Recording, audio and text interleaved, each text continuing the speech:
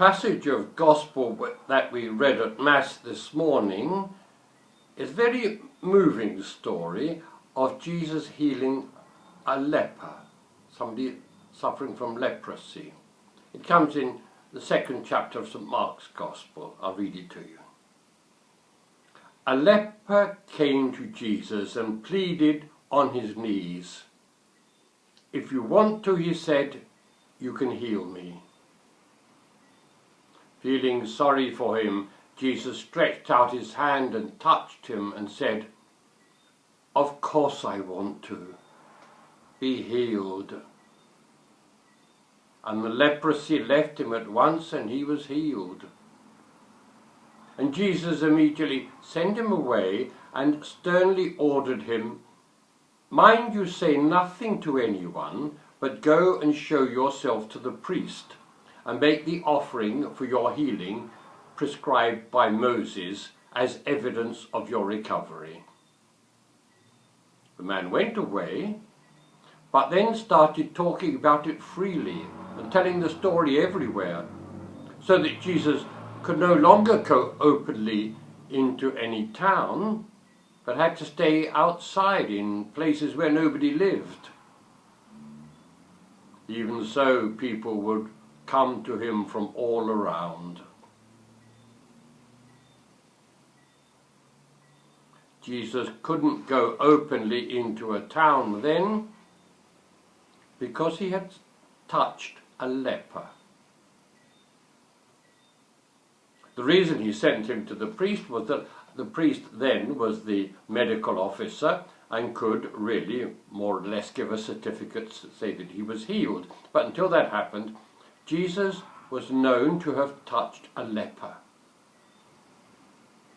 And the terrible thing about leprosy in Jesus' time wasn't only the disease, which is horrible, deforming and so terrible in itself, but a man or woman with leprosy was totally cut off from the rest of the community.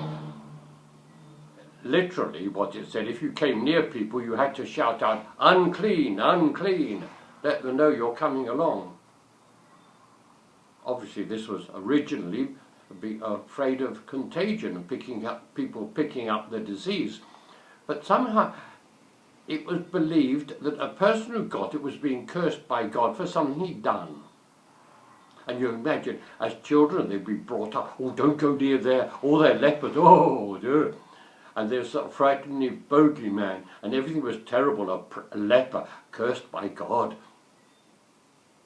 And then imagining one day you got it. You realized you were a leper, cursed by God, that's what they thought. And believing it yourself, I must have done something terrible. I wonder how long it had been since anyone had touched that man. Jesus stretched out and touched him. I don't suppose he did it at arm's length like that. If he touched him, it doesn't say how. I imagine he put his arm round his shoulders and looked at him. The man had not been touched by anyone. No one had come near him. No one had spoken a word of sympathy or compassion, perhaps for years. And that, I think, was stronger than the healing. "Of course I want to," Jesus said. Make that prayer to him. You say to Jesus, "Do you want to touch me?" Not, "Are you willing to?" Do you want to? And know that Jesus replies, "Of course I want to." To heal you or to touch you even.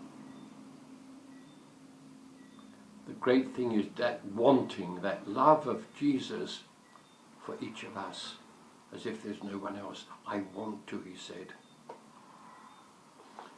But one thing you have to remember with leprosy, I don't know if you knew this, on the whole, people didn't die directly of the disease, but indirectly they did because they lost all feeling.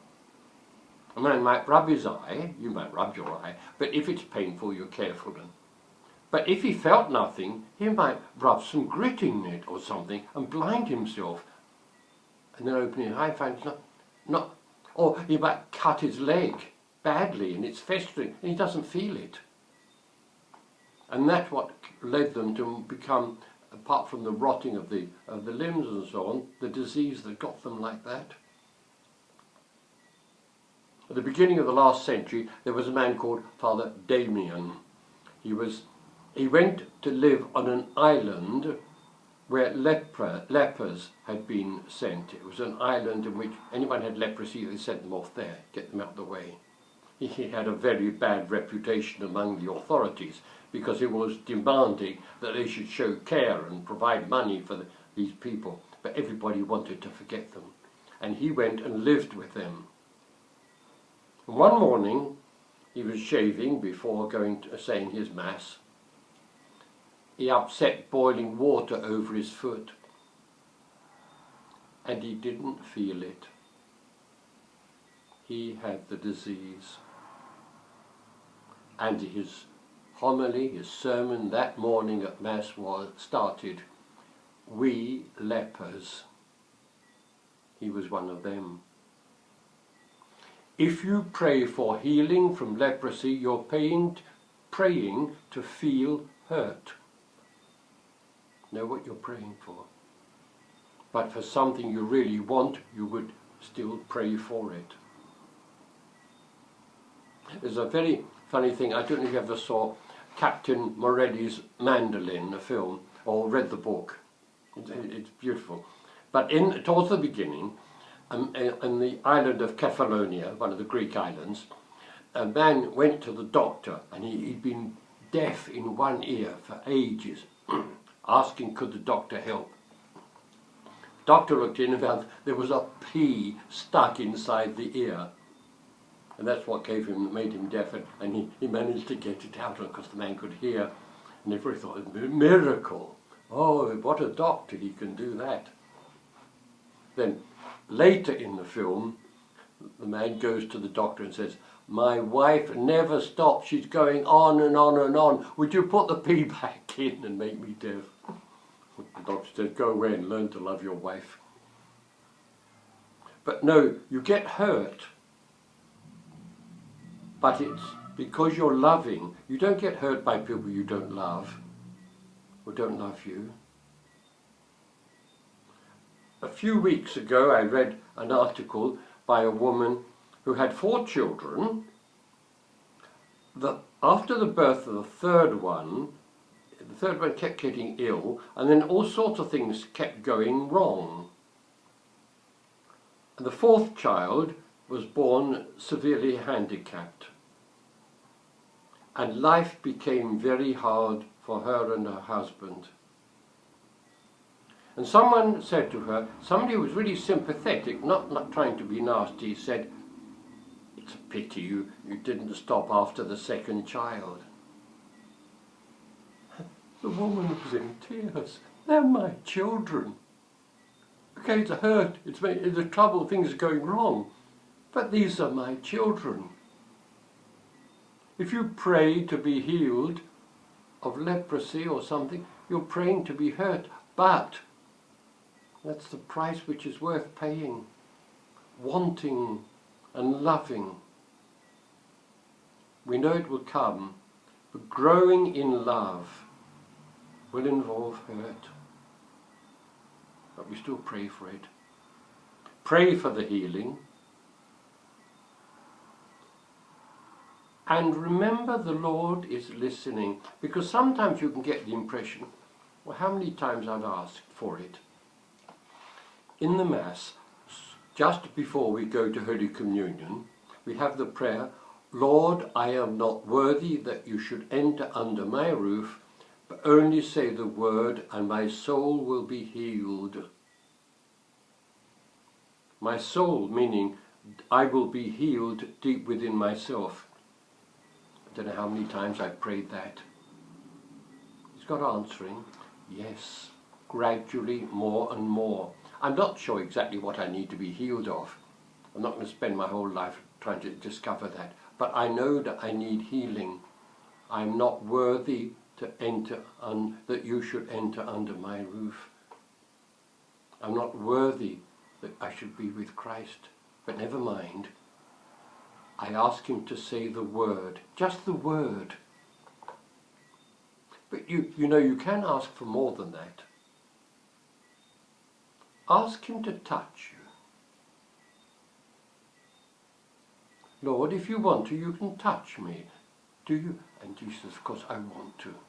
Not all the time, but if you pray for that, you will find, perhaps quite unexpectedly, this feeling of the presence of God, the touch of Christ, a feeling perhaps of gratitude or something. It may come from what someone says or something like that, or it may come quite out of the blue.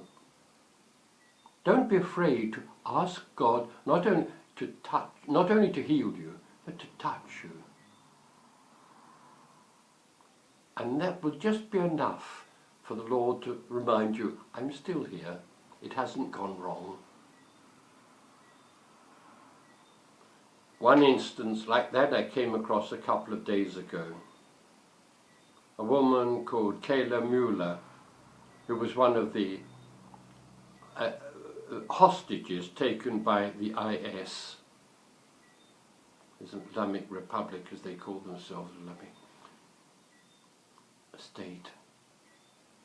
And she wrote to her mother a letter or to her family, a letter not long before she died. We're not sure how she would die. They said it was in an air raid.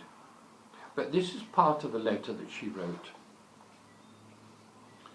I remember Mom always telling me that all in all, in the end, the only one you really have is God.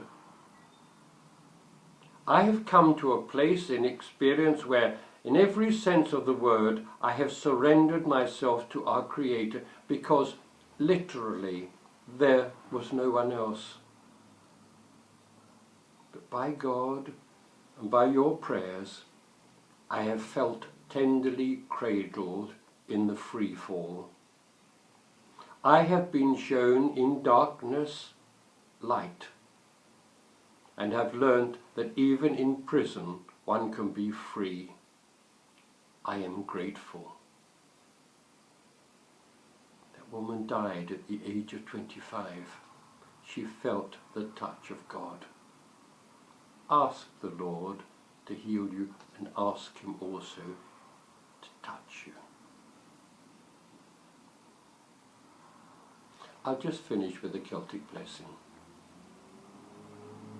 May the God of tenderness shine through you, caressing you with sunlight, wind and rain. May the gentleness of God shine through you to warm the hearts of those who are lonely and sad. May the tenderness of God be yours. Amen.